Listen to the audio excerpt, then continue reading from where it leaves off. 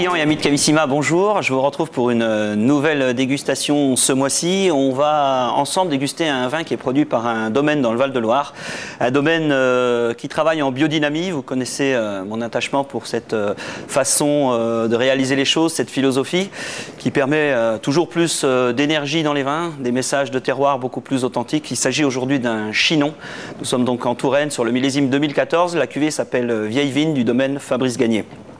C'est un domaine que l'on suit depuis quelques années, qui couvre environ 27 hectares, un domaine familial. La cuvée Vieille Vigne est un assemblage de différentes parcelles historiques du domaine.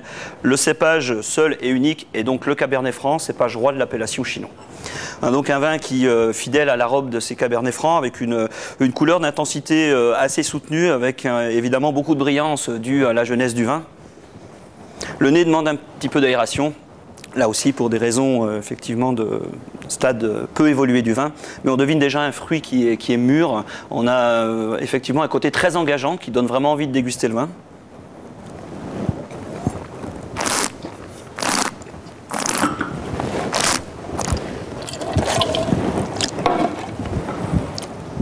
La bouche affiche beaucoup de fraîcheur. On a effectivement un côté tout de suite très aromatique, dynamique, frais et salivant qui s'installe dans le vin. Les tanins sont bien intégrés.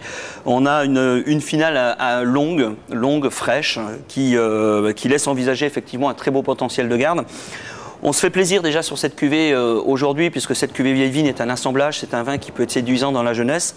On a estimé son potentiel de dégustation à partir de l'année prochaine, c'est-à-dire 2017 jusqu'en 2019, pour profiter justement du fruit et de la fraîcheur de ces jeunes Chinons.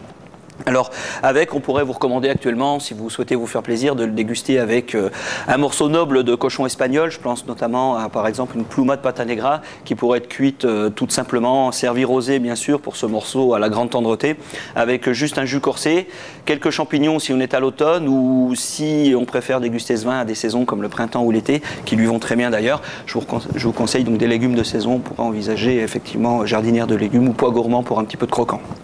Voilà, écoutez, profitez bien de cette belle sélection et je vous retrouve bientôt sur Cavissima.